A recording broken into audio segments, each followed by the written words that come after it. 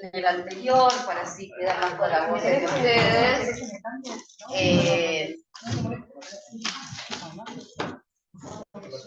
David, vos sos el primero de todos. Estamos, perdón, problemas técnicos, para que hoy no estamos la. Espérame un poquito porque así. ¿Y si no? Sí, dale, toma, dale. Bueno, mientras hacemos la dinámica que hicimos, cada uno tiene unos minutitos para presentarse, presentar el título de su ponencia y así vamos dialogando. Bueno, segunda mesa de ponencias. ¿Sí?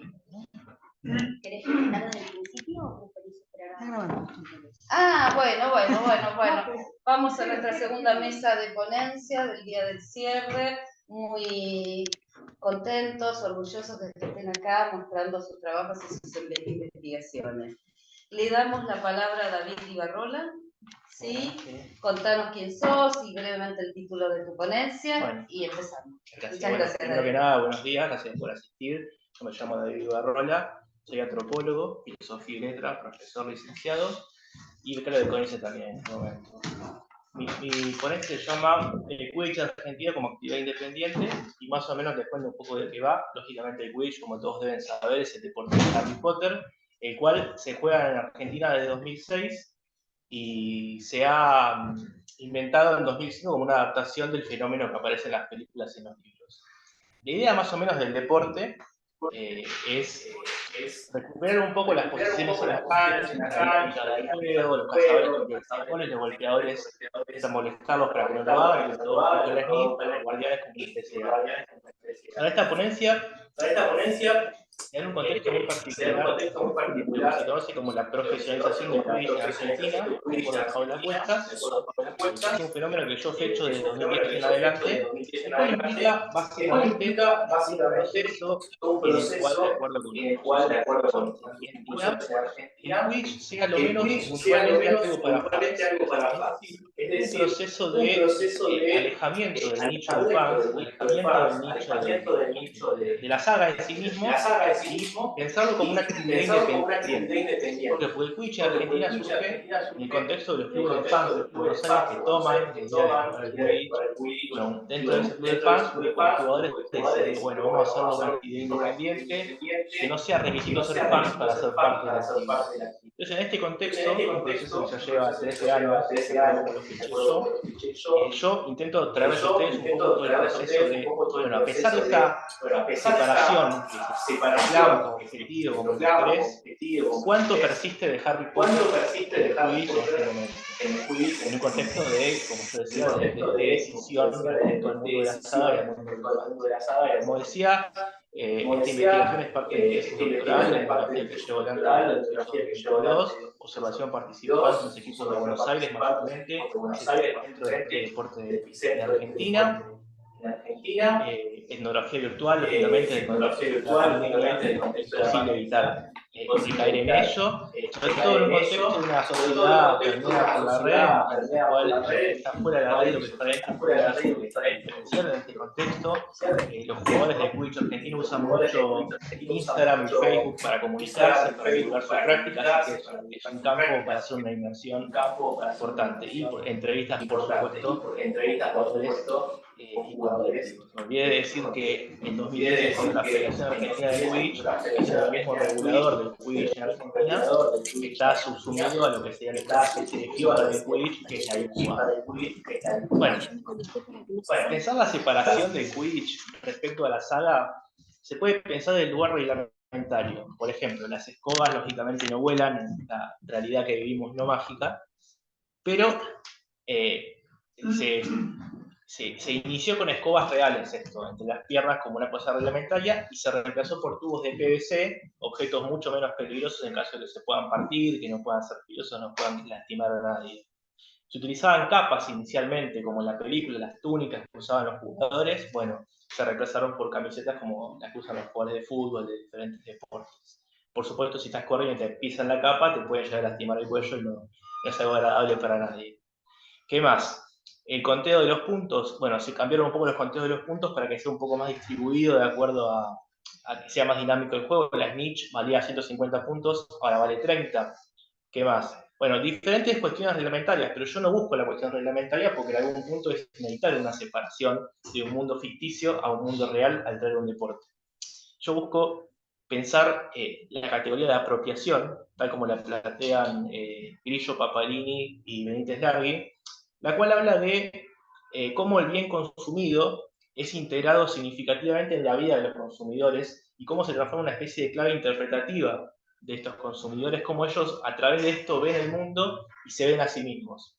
Entonces, pensando en esta categoría, les traigo un poco una experiencia de etnografía virtual, la cual se dio hace 2 años en plena pandemia, en el cual se desarrolló, digamos, una especie de juego entre los miembros del Quidditch, que eran separados en casa de Hogwarts, Gryffindor, Ravenclaw y demás, lo cual también rompió un poco con la dinámica de los equipos de estar separados por equipos. Bueno, acá se fusionaban los equipos de acuerdo a su afinidad con la casa de Hogwarts.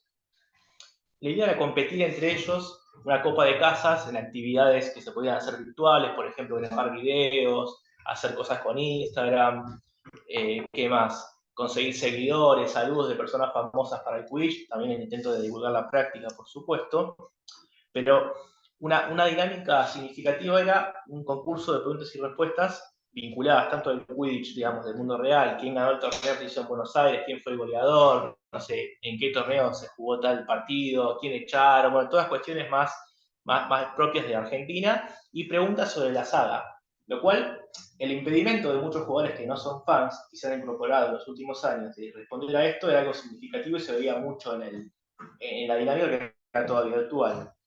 Pero yo lo que quiero traer con la apropiación es una serie de frases que registré, tanto en el chat como frases que fueron pronunciadas por los oradores, que, por ejemplo, el vivo lo hace Umbridge, por ejemplo. Umbridge era un personaje que, no sé si todos leyeron Harry Potter en la película, que era muy mala con la casa de Gryffindor. Los tejones siempre la agitan, hacen los malos. Los tejones son los animales que están vinculados a una casa. Bueno, o Dumbledore nos hubiese regalado 2 puntos, porque Dumbledore favorecía siempre la casa de Gryffindor. Yo tomo estas frases, y muchas más que no comparto en este momento por una cuestión de tiempo, como un índice de que estos jugadores se apropien de la saga al punto de empezar a, no sé si filtrar la realidad es una expresión media fuerte, pero a interpretar la realidad y, sí, interpretarla de acuerdo a las herramientas que otorga la saga. Y esta cuestión virtual, que fue una cuestión más lúdica, lo vinculo con el campo presencial. Yo cuando empecé a hacer campo en 2018, me acuerdo que fui a ver un equipo de la ciudad de Córdoba, entonces juega en Córdoba, Mar del Plata, Rosario y Buenos Aires. Fui a un equipo de Córdoba y me acuerdo que hice la observación y cuando me estaba yendo me dice, ¿te puedo frenar un segundo? Sí, dale.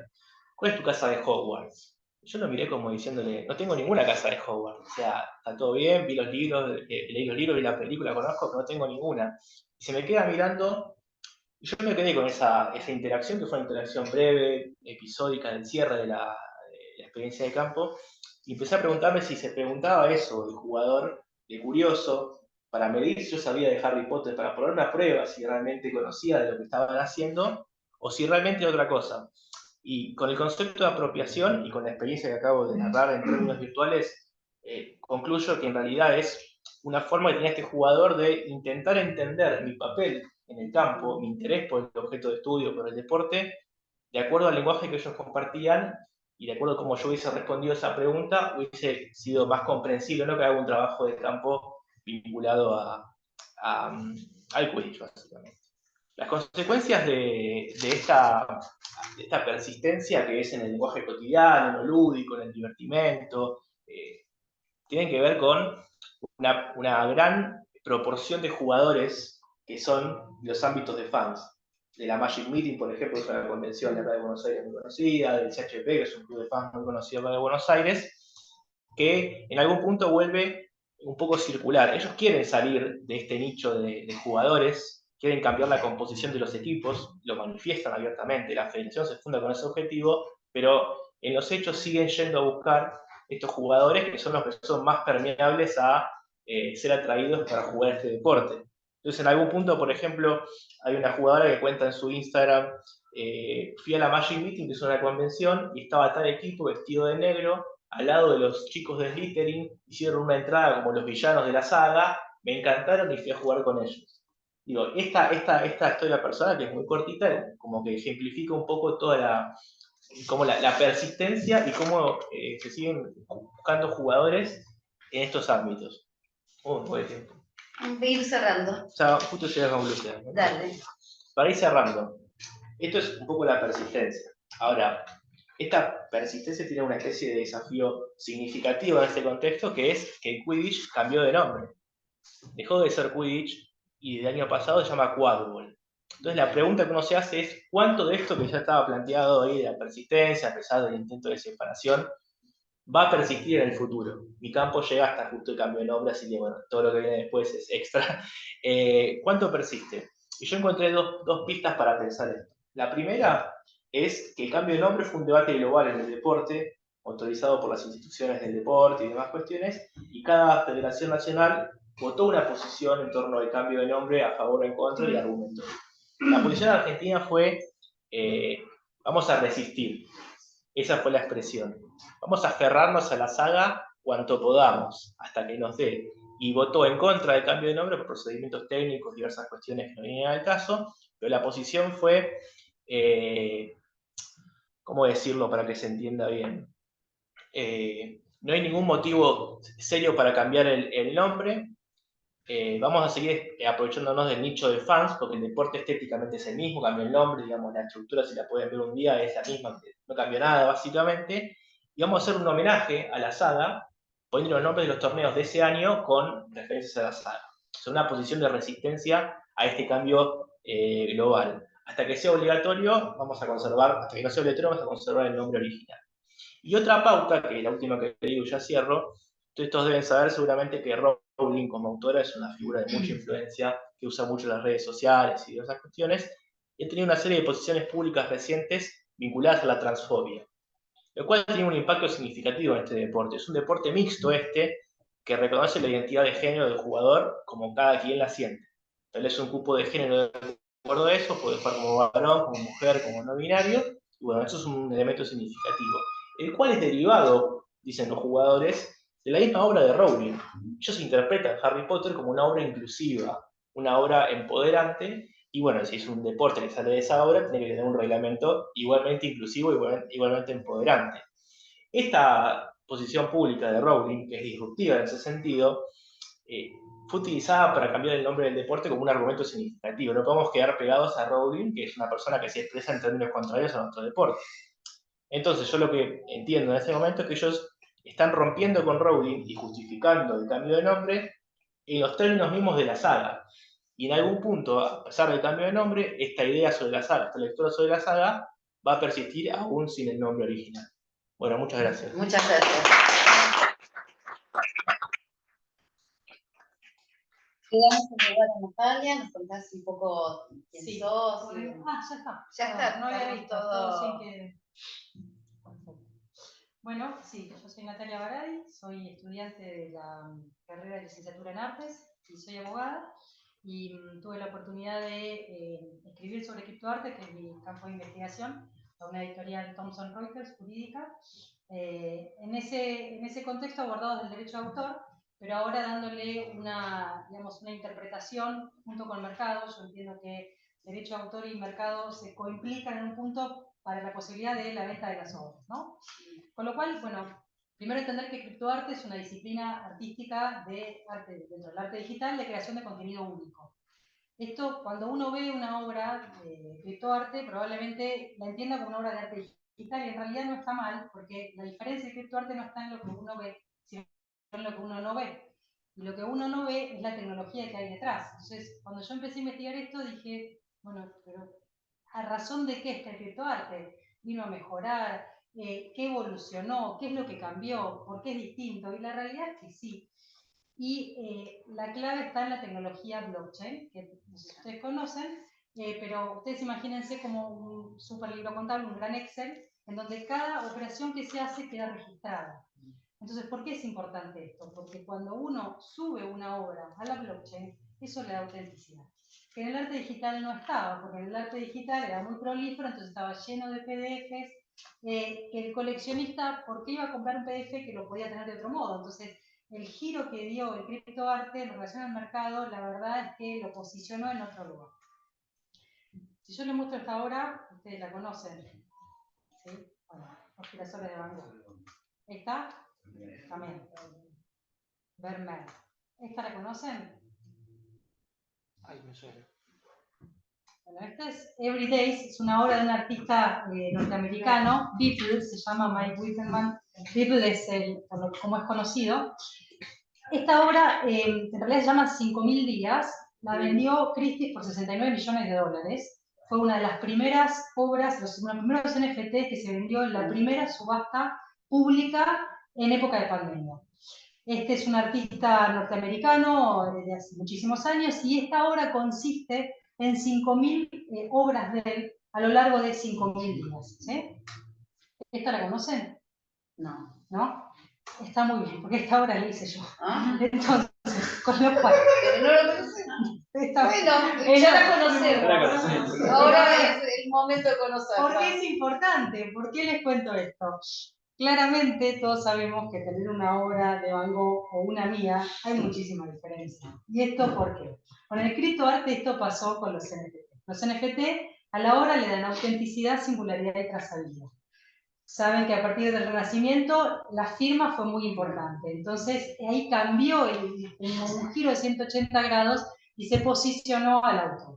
Los NFT hicieron esto con el criptoarte, con el arte digital. En realidad fue un giro copernicano y en el momento en que se pudo, digamos, instaurar, mintear se llama, un NFT, ahí le dio la relación con el autor.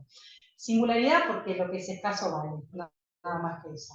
Y la trazabilidad es un concepto digamos, muy importante en el derecho de autor porque nos da lo que llama la provenance, que es la posibilidad de ubicar al autor. Esto es clave para el momento de las estafas.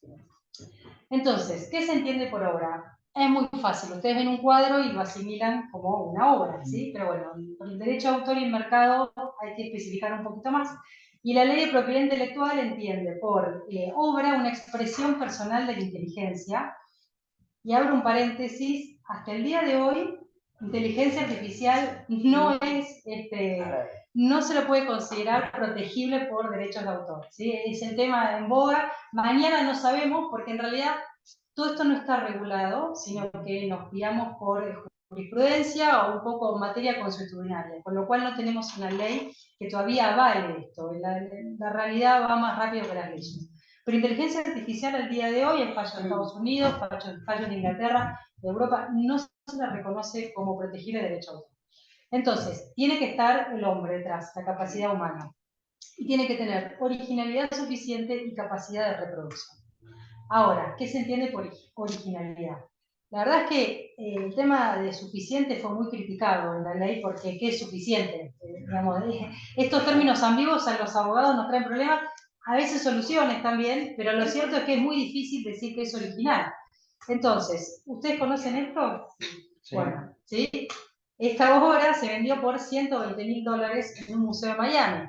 Pero ¿qué pasa? Mauricio Catelán vino después de Joe Mofford, y Joe Mofford le dijo, no, esto es plagio de mi obra Orange y Banana. Y la realidad es que se comió un juicio y lo perdió, porque aunque ustedes no lo crean, no fue considerado una obra original. Entonces, la ley no pretende que uno vea una obra y la identifique con el autor, ¿sí? Probablemente ustedes ven un Picasso y lo asocian, ¿sí? No llega a eso la ley, no hay necesidad de identificar la obra con el autor. Pero sí nos pide una proporción de originalidad, algo que sea distinto y que no haya sido creado hasta ese momento. En términos de reproducción, se entiende que una obra tiene reproducción cuando sale del circuito íntimo, ¿sí? O sea, si yo hago una obra y queda en el circuito familiar y amigos y demás, no la saco al mercado. La voy a tener protegida por derecho de autor porque en el momento en que se hace la obra está protegida, pero lo que vale y el amparo del derecho de la propiedad intelectual es importante en el momento en que la obra sale.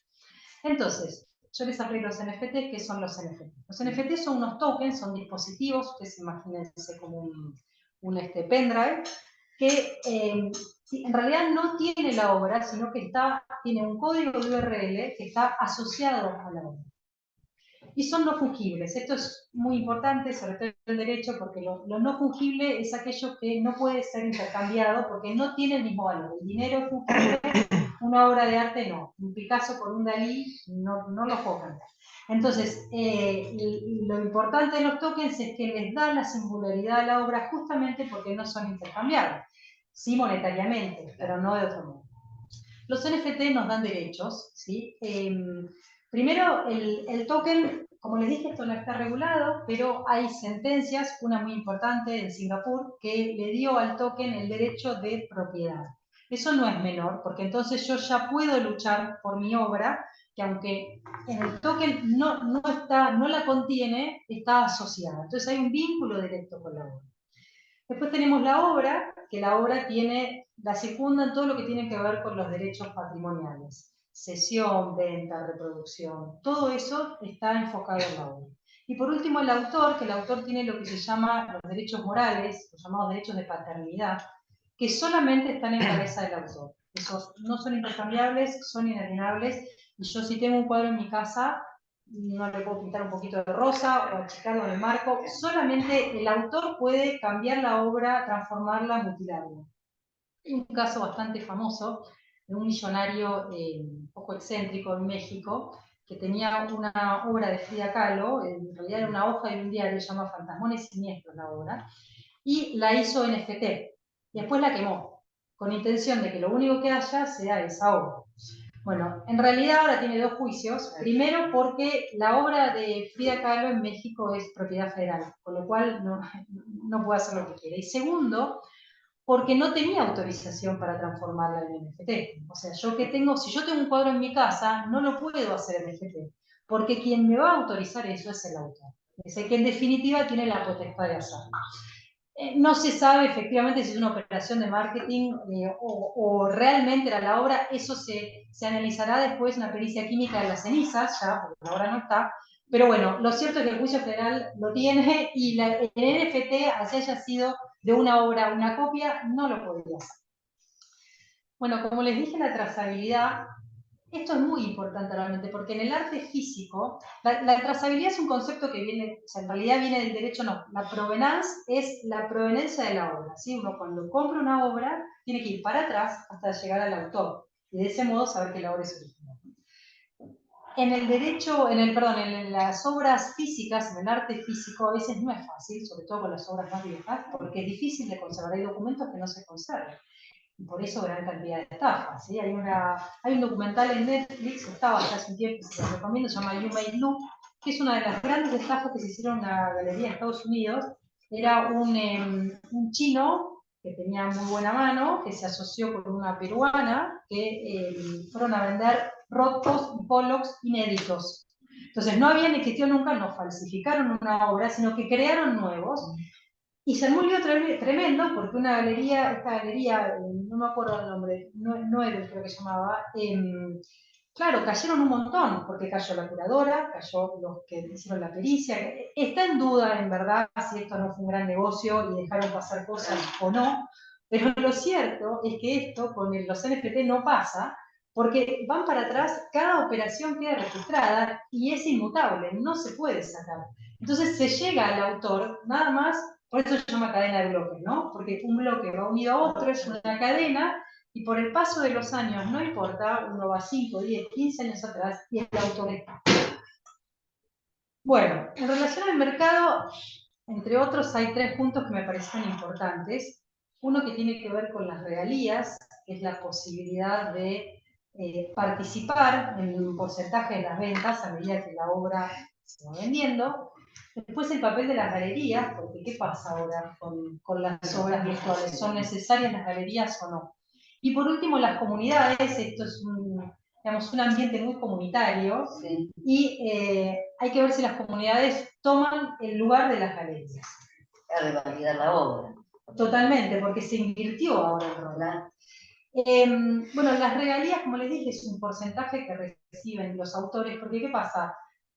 La música estaba amparada, los libros también, pero los artistas plásticos había un gran vacío, cuando la obra se vendía y desaparecía, y nadie sabía dónde paraba, ¿sí? Este concepto viene tomado del droit de suite, es un concepto que está registrado en un convenio de Berna. El convenio de Berna es un convenio de 1880, imagínense, tiene un montón de años, es mundial, adhieren un montón de países, y de ahí se tomó. Es un derecho que tiene que ser recíproco, quiere decir que si yo la vendo en un país y la compro en otro, los dos tienen que admitir este derecho de participación, porque en tanto uno no lo tenga, el dinero no le llega a la artista. Es un gran problema porque la Comunidad Europea sí en todos sus miembros, sus países, lo toma, pero Estados Unidos y China no, y son dos grandes mercados del arte. Entonces, si España le vende una obra a Estados Unidos, el artista no va a recibir el dinero por la venta. Y esto no pasa con los NFT, porque justamente está por fuera de esta regulación. En relación a las galerías, bueno, hay un tema, porque la verdad es que explotó la pandemia, explotaron los NFT y las galerías dijeron, ¿y ahora qué hacemos? O sea, ¿de qué nos disfrazamos? Bueno, dos grandes galerías. 1766 Christie fue creada y 1744 Sotheby's. La verdad es que están hace mucho y al menos algo de mercado yo creo que entienden. Entonces, Christie's fue la primera, la que puso el pie en la plataforma, en la blockchain de Ethereum, con una plataforma que se llama Christie's 3.0. Es interesante, si a alguno le llama la atención, no tienen que conectar ninguna billetera virtual, no tienen que dejar datos, simplemente entren. La verdad es que se abre un mundo completamente diferente y van a ver la circulación de arte que hay por fuera de los mercados tradicionales. Y Sotheby's lo mismo, Christie se había vendido, es ahora que yo les mostré Beeple, entonces dijeron algo tenemos que hacer, y lo primerearon, se metieron en el distrito Voltaire, en el metaverso Decentraland, es un metaverso de origen argentino, un proyecto argentino, que tiene una plataforma de distrito artístico Voltaire, y fue la primera que puso la bandera de Sotheby's comprando una parcela. Bueno, entonces las comunidades, como yo les decía, ya no va el artista con su cuadro a que el gran validador de mercado se lo ponga en la galería y eso lo haga catapultar.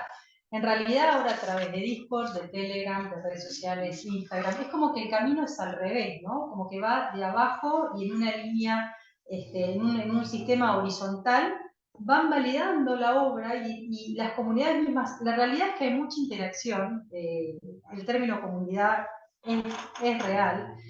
No sé si alguna vez tuvieron la oportunidad de escuchar sobre Discord, pero son realmente canales que catapultan el concepto de ayuda y de asistencia está muy arraigado y a partir de ahí entonces las obras toman valor.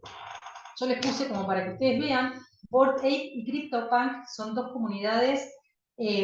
Los NFTs que hicieron empezaron valiendo muy poco y ahora valen miles de dólares, pero les hablo de $250.000, $300.000, y la gente así todo no los vende porque el hecho de pertenecer a la comunidad le da más beneficios, que ellos consideran, que lo que les vende, que lo que les sirve venderlo, sí. Entonces, la verdad es que se genera un concepto es disruptivo totalmente, porque cuando uno empieza a comparar cómo se maneja el arte tradicional y cómo se maneja el arte, es como que tiene que sacar el chip de la cabeza y sentarse a aprender algo nuevo, porque la verdad es que como que fue una cachetada.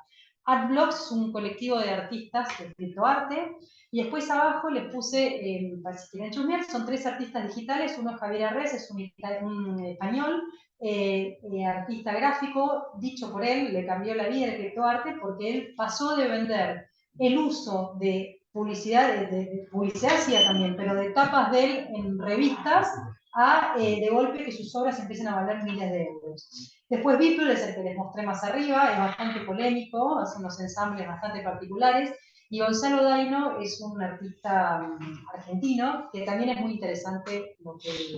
Bueno, muchas gracias.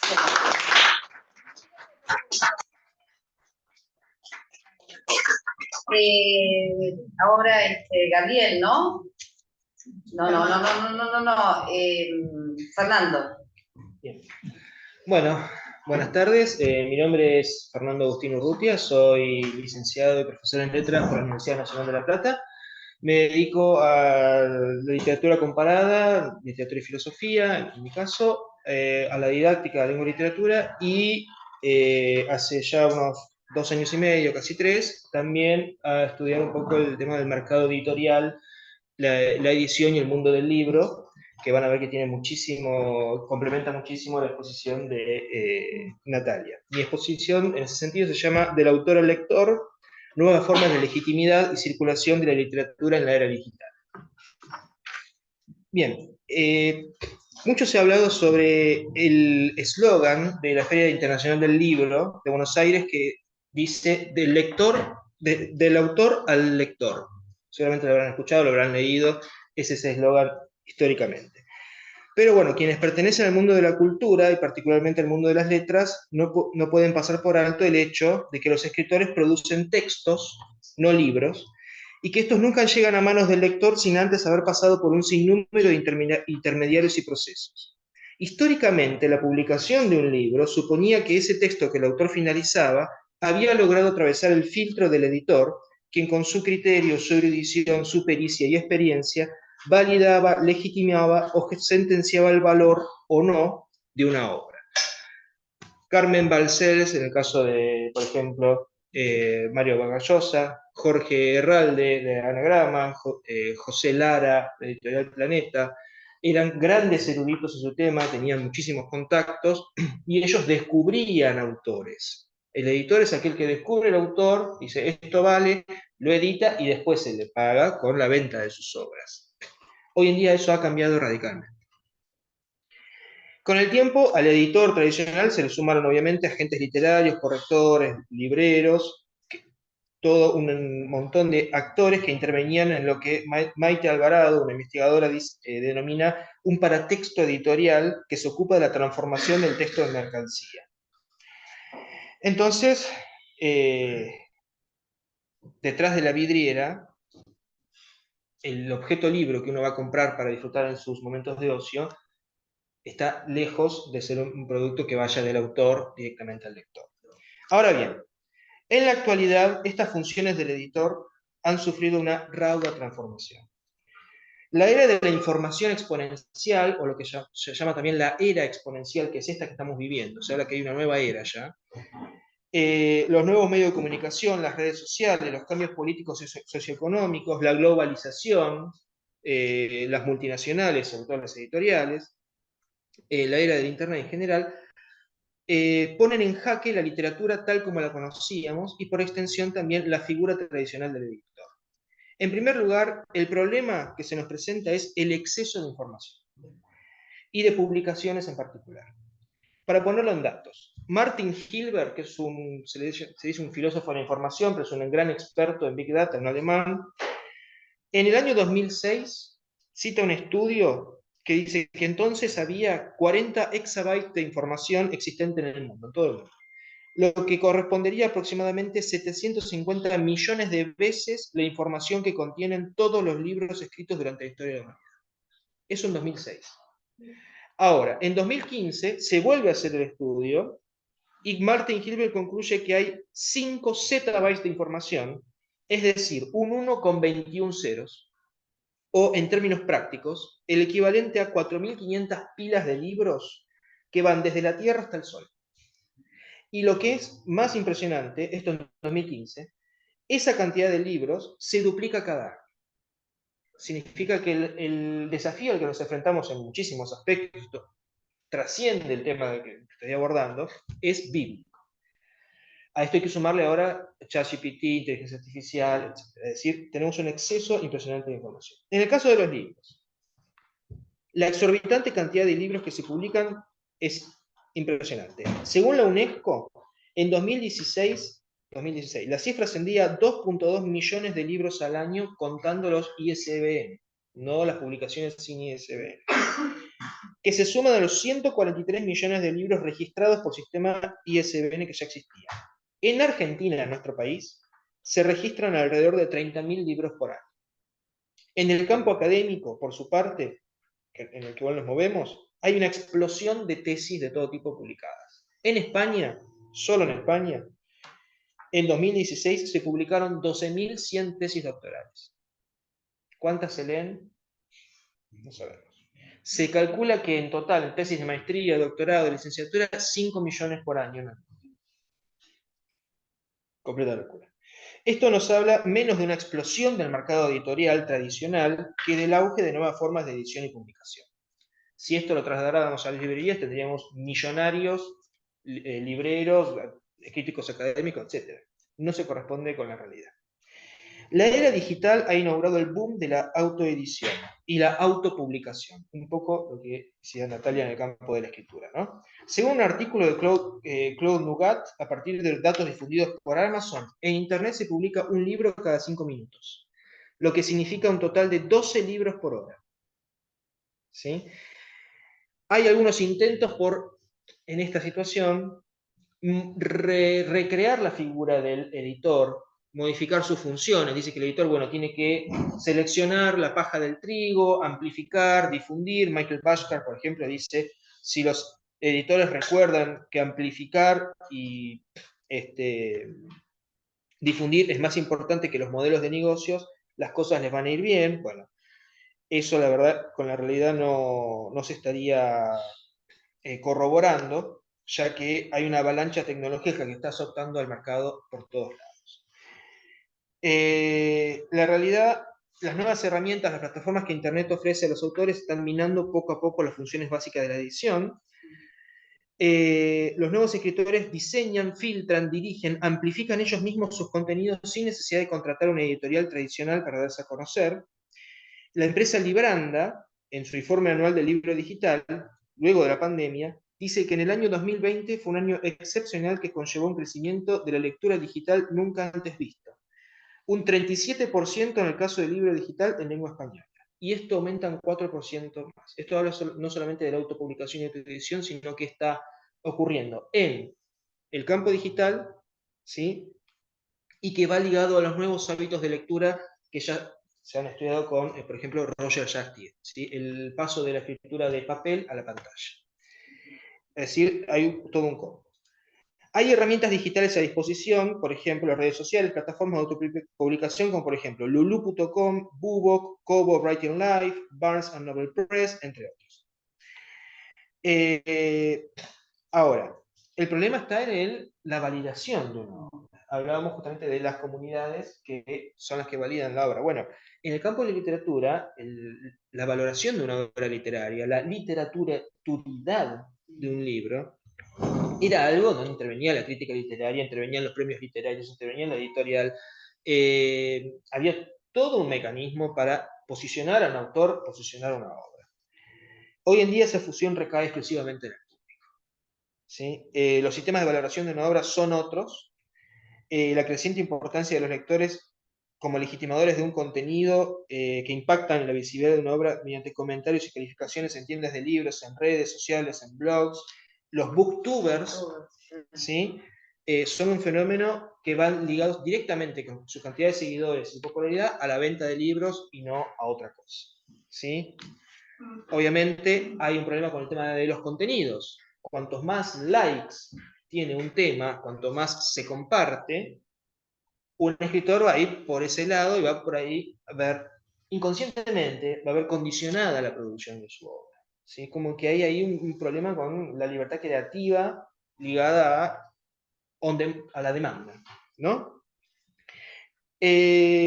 Ahora bien,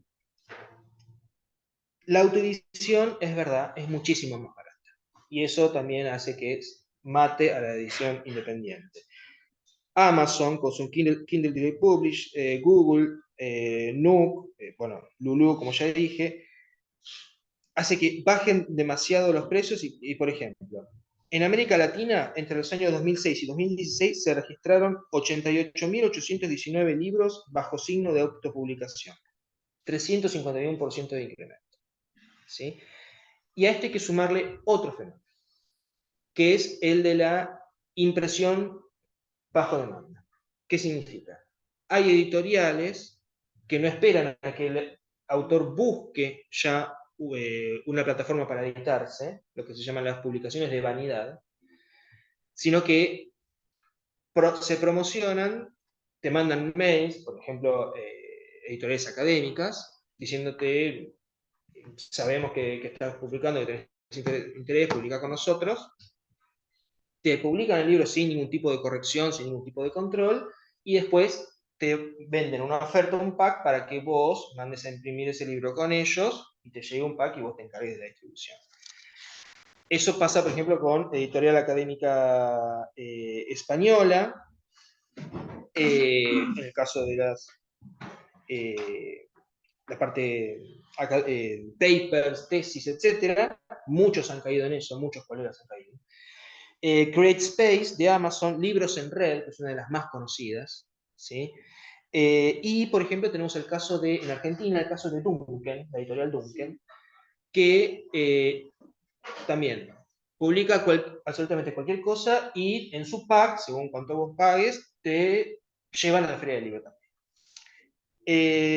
Bueno, esto obviamente es un desafío porque, por un lado, democratiza muchísimo el acceso a la publicación de las obras, el acceso a escritores desconocidos, pero también, según los parámetros de valoración a los que estamos acostumbrados, que se estudian en la academia, también es un tanto injusto para aquellos artistas que tienen un trabajo y un programa artístico de muchos años, un esfuerzo por validarse canónicamente, por canonizarse, y que no pueden salir, digamos, de esa plétora de información en la que están rodeados. Por lo tanto, es un verdadero desafío. Además de que en esta cuestión de la autopublicación no se valora la figura del editor, o sea, se saltan los intermediarios, pero no se valora la figura del editor, un poco por ignorancia de la importancia que tiene el editor. ¿Sí?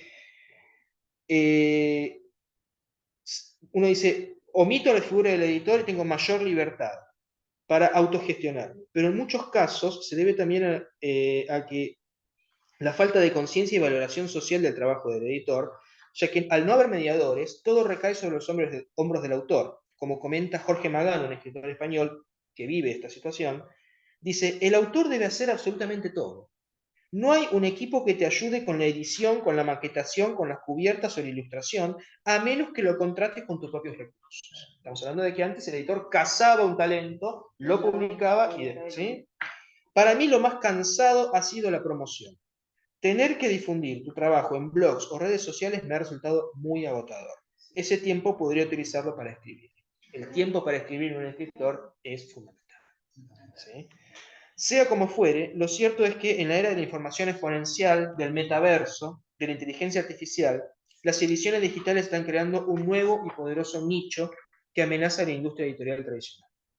La figura del editor como descubridor de talentos, como crítico, como persona capacitada en el arte de enmarcar, filtrar y amplificar, quedará en un lejano segundo plano, pues ahora el escritor no solo puede autoeditarse y autopublicarse con un par de clics, sino que el valor de su obra literaria, la legitimación y consagración del libro y de su autor, ya no lo otorga el sello editorial ni la crítica especializada, sino los lectores, los fans y los consumidores de contenido que comentan y comparten en sus redes lo que produce y publica el escritor en tiempo real. Son las redes sociales y no las ferias editoriales las que cumplen el tal impugnado eslogan del autor al lector. Y es también la nueva era digital la que ha modificado, quizás para siempre, la historia del libro. Muchísimas gracias.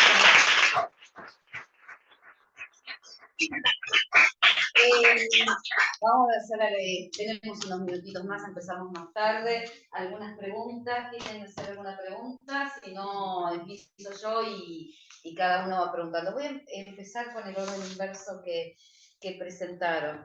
Una de las cuestiones que vos señalás muy bien en esta profusión de libros y posibilidades de lectura tiene que ver cómo están los datos en la red, ¿no? Entonces, la horizontalidad hace que no tengas jerarquía para los que trabajamos investigando. Bueno, esto que está tan bueno, esta idea tan que quiero tomar para investigación, tengo que hacer un trabajo de buscar quién es el autor, ¿no? Esto es una de las cuestiones que me parece que también están traccionando este fenómeno editorial actual, ¿no? Sí. No sé qué pensás vos sobre... No, sí, y además que la crítica especializada también tiene que convivir con este exceso de información que también la invalida a ella, como que no puede sacar cabeza y decir, a esto hay que prestarle atención. a los grandes medios masivos, que, dicho sea de paso, el tema de la concentración en el mercado editorial también facilita este nuevo fenómeno. Es decir, la nueva dinámica que se ha impuesto en el rubro de, a ver, 4 editoriales manejan todo el mercado del libro de pequeño, el 75% del libro. Planeta, Santillana, Bertelsmann y Penguin Random House. Traducciones o publicaciones de escritores argentinos. La mayoría prefiere ser publicado en España porque en España se traduce más del 50% de la producción en lengua española. Es decir, acá uno estudia un traductorado en inglés y en la parte literaria y te dicen, y tenés que ir a España. Esto está todo conectado, es todo el campo intelectual está todo completamente interrelacionado. Y obviamente, estos grandes grupos, primero, yo tengo una pequeña editorial independiente con 4 especialistas, 4 críticos literarios. Estoy poniendo un ejemplo, ¿no? Tengo esta autora que es maravillosa. No, tengo esta autora que es maravillosa. Hago artículos, la publico, etc. Vendió 150 libros y ya tiene, tocando de la puerta, un Santillana, un Planeta, que te dice la próxima novela y te roba, entonces nunca podés crecer como editorial independiente. Pero a su vez, lo que más se vende justamente no son esos libros en, por ejemplo, Editorial Planeta. Uno ve el catálogo de Editorial Planeta, lo que ve en las librerías, y muchas veces hay algunos que son sacados ya de las redes, porque esto es algo que no lo dije. Cuando tenés algún éxito en la red, o por ejemplo los booktubers, ¿cuál es el fenómeno de los booktubers? El libro no va a desaparecer, eso es mentira. Lo que va a pasar es que se va a convertir cada vez más en un objeto de lujo, como alguna vez fue, el precio no lo dice, y un bien simbólico que te va a consagrar como artista. Vos podés tener todo tu público en la comunidad digital. Te lo compran ahí todos. Pero tu validación es externa. Exactamente. Tu consagración como artista es, tengo el libro publicado. Claro. Pero ¿cuál es la tirada?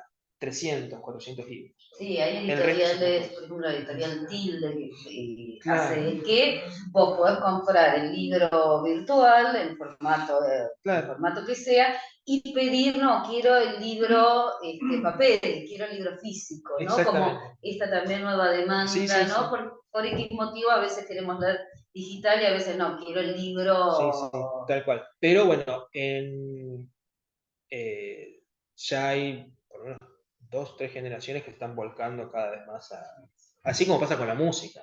Cada vez hay más coleccionistas de discos que dicen paso todo a Spotify y vendo todo. Vendo toda la biblioteca y tengo todo digital. A pesar de que Spotify hace algo con la masterización del sonido, que la calidad no es la misma. No, obvio, desde ya. Pero... hay una masterización que vos estás escuchando otra cosa muchas veces. Pero ¿no? está sucediendo eso. Los cambios en el hábito de lectura, por tiempo no profundicé un poco más, pero está en línea con esto. No estaríamos en esta situación si antes no hubiera empezado un cambio en el hábito de lectura de la población. Ahora, dale, no, porque quería quiero contar, también... porque los libros, al menos de estudio jurídicos, vos compras el libro físico, pero te viene el libro digital también. Claro. O sea, no es al revés de esto que estás diciendo, quiero el libro físico. No, vos vas por el físico, pero también te dan el digital. Claro. Sí. A mí me parecía interesante cruzar primero una pregunta para los dos, ¿no? Una pregunta sobre el tema que vos esbozaste de inteligencia artificial. ¿El derecho del autor está en el prompt? ¿En la instrucción? Ese es el tema, ¿no? ¿Dónde está Vos sabés que hay una carrera, prompt engineer. O sea, ya se estudia que pregunta hacerle a la inteligencia artificial para que, no solo para lograr mayor precisión, sino para lograr justamente autoría. Claro. Porque si yo pregunto mal, o si nosotros preguntamos lo mismo, yo tengo que hacer una pregunta inteligente, de modo tal de acotar, de hacer un embudo a la respuesta, lo que me brinda para poder decir, bueno, pero eso se me ocurrió a mí, no se le ocurrió a mí. No, parecido a hay una carrera de eso, sí. Claro. Pero así todo todavía no... hace poco salió un fallo en Estados Unidos, que es más, bueno, yo me pasó lo mismo, acoté mucho. Hay una historia antes de inteligencia artificial muy cómica, no sé si ustedes conocen, había un fotógrafo, creo que fue en Australia, fue a sacar unas fotos y dejó la máquina en el piso. Y le agarró un mono y se sacó una foto. Y esa foto, claro, la subieron hasta que el fotógrafo dijo, pero, perdón, derecho de autor, esa foto, esa cámara es mía. Dijo, no, de ningún modo, es el mono, no es usted. Después él puede decir, no, bueno, en realidad yo dejé la cámara de modo tal que él justo se pusiera, no se lo reconocieron. Con lo cual, esto fue previo a lo que es inteligencia artificial, ¿sí? La foto, ustedes googlean, foto del mono y aparece, se está riendo encima del mono, es fantástica la foto, pero lo cierto es que no le reconocieron derecho a autor, aunque la cámara haya sido del fotógrafo. Entonces, en inteligencia artificial pasa algo parecido todavía. No importa hoy, lo que pasa es que mañana por ahí te sale... Como Jorge Carrión ya hizo un libro, Los campos electromagnéticos, que trabaja justamente con, bueno, una inteligencia artificial que escribe como él, con un proyecto de investigación. Es un gran tema, hay un gran problema. Pero sigue siendo Jorge Carrión. Sí. Ese es el problema que tenemos también con los avatares estos o los sí, copian y te hacen hablar y claro, un ser virtual en el metaverso. Sí, hay un gran problema con los guionistas, porque es tremendo, claro, porque digamos, vos la podés guiar a la inteligencia artificial para que saque un producto de alguna manera más original, pero lo cierto es que todavía no está reconocido. Claro, no está reconocido que el derecho autoral no está reconocido. Y que está en esa pregunta. Todavía la idea, ¿no? En el concepto. Exacto, ¿no? porque tiene que haber un porcentaje. A ver, esto es muy finito, ¿no? Porque lo cierto es que hoy todo el mundo ya usa computadoras para hacer todo. Entonces, pues decir, bueno, pero si yo generé algo, o la música, o lo que fuere, si yo generé algo, ¿qué porcentaje de la computadora o de la tecnología se considera para esto tenerlo en cuenta como protegible o no? Bueno, cada caso hay que evaluarlo en particular, pero lo cierto es que si no está el hombre atrás haciendo... Por supuesto. La inteligencia artificial carece de experiencia. O sea, me puede escribir una novela a la manera de... Sí, se va retroalimentando, eso es lo peligroso, ¿no? Va aprendiendo. Puede volar.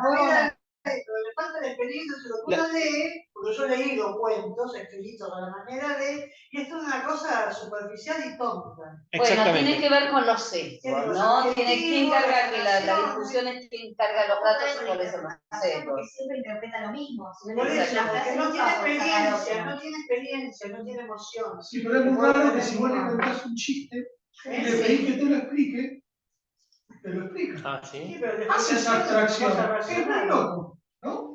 Porque es un modelo de lenguaje que puede entender, es un modelo de lenguaje, Y volviendo a ¿no? lo del derecho de autor, No puede sentir. ojo, porque también está que la programó la inteligencia artificial. ¿Por qué no puede tener parte del derecho también? Eso estaba por decir. Y de lo cual se nutrió, pagaron para que se nutrieron. Es una muñeca rusa. Sí. La experiencia se la das vos a la inteligencia artificial cuando le corregís algo, aprende. La parte emocional es totalmente cierta. Totalmente cierta. Pero si decimos uno aprende por la experiencia, cuando vos le haces una corrección o le das una indicación a la inteligencia artificial, le estás dando experiencia. Le estás dando herramientas. Y pasa con ChatGPT, DeepL, por ejemplo, no sé si son traductores o lo que sea. DeepL trabaja con redes neuronales y va aprendiendo de distintos significados que vos le vas dando en la traducción. Es un traductor magnífico. Lingüe también es otro. No es muy buen editor, o yo no le haré el prompt que quiero. Como editor, cuando uno cuando se ve como editor. Hay que estar atrás, si vos lo dejás tal cual literal como te dice las cosas. No, hay que estar permanentemente. Porque lo loco, al menos en derecho, si vos le pedís algo, te lo responde. Sí. No te deje el vacío. Pero por ahí te pone leyes que no son, te relaciona cosas que son incorrectas. Entonces, si vos vas, de hecho se perdió un juicio, uno que largó tal cual lo que le creó el ChatGPT. No, tenés que jurar. No, claro, le había dicho normativa que no existía. Entonces, vos no podés confiar plenamente en lo que te devuelve, porque la realidad es que hay un montón de vacíos. Y además con los sesgos de quién cargó. Y para terminar, porque así, pero súper interesante, comparten el tema de las comunidades y la validación de las comunidades, ¿no? En el caso de de lo que vos hablás, de los distintos nichos y tribus en la cual todos pertenecemos, es como un fenómeno satélite, ¿no? De esa gran narrativa transmedia, o es parte de la transmedia este juego presencial, Sí, yo del creo que, universo ficcional de Harry Potter, ¿no? yo creo que la idea es no ser parte de eso. Claro, Esa es ahí la está. bandera. Los Ahí obstáculos está. ya los presenté en la exposición, Claro. pero la idea es no ser parte de eso. De hecho, fue gracioso porque hubo una Ni ser película. considerado satélite, pero es una No, puerta de nada. entrada a la obra. De hecho, en parte del problema del cambio de nombre está vinculado a eso. El nombre de Quidditch está registrado por Warner cuando compró los derechos para lanzar la película en el 99. Bueno, y hay un límite para el uso de la palabra Quidditch en términos lucrativos. Entonces, bueno, si ellos querían crecer como deporte, necesitaban dinero, acceder a sponsoreo y esas cuestiones, Pepsi, Nike, Coca-Cola, todo lo que se les puede ocurrir, y eso es inaccesible desde el punto de vista legal. Entonces, bueno, en parte también es una cuestión de peso significativo. El tema de la separación desde el punto de vista también económico. Y de la gran cantidad de, porque a veces que es un juego global y demás, ¿no? Como este universo gaming que vivimos expandido, ¿no? Porque todo lo que estamos hablando es que todo se suma a una realidad que estamos como, necesitamos avatars para poder estar todo el tiempo en todos transitar Una en lados. todos realidad lados. inmaterial. Sí, y además se pierde la corporeidad, la búsqueda de corporeidad. Bueno, en esta inmaterialidad me reúno en una Comic Con, me reúno en el juego, ¿no? Comparto sentidos con otros. Me parece. Es muy filosóficamente inmaterial y 100% humana, porque nosotros acá compartimos todavía con la naturaleza. Vos salís y ves un árbol. Claro. Te puede Sí, silbar un tenemos pájaro. células. Sí. Exactamente. Y la otra realidad en la que hasta se nos propone vivir. En el metaverso. Tiene su objetivo. Hay gente que en el metaverso logra metas que en la vida real no pudo Que en la vida hacer. real no logra. Entonces, la verdad es que le genera una proporción de felicidad que va Pero a vivir más en el claro, metaverso que en su vida y en real. otros Es casos puede ser todo lo peligroso. contrario. Bueno, en nuestro caso, por ejemplo, nos está poniendo una batalla épica, lo que es la crítica, la académica. Como que la hiperrealidad, se Claro. habla de hiperrealidad, ¿no? La hiperrealidad de los gatos.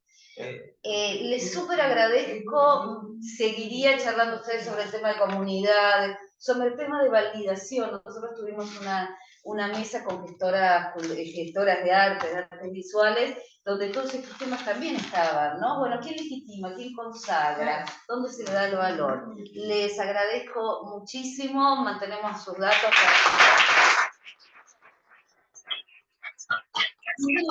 Sí, para la próxima vamos a agregar nuevas tecnologías. Una mesa con algún artista de arte y nuevas tecnologías porque es el tema. Sí, todo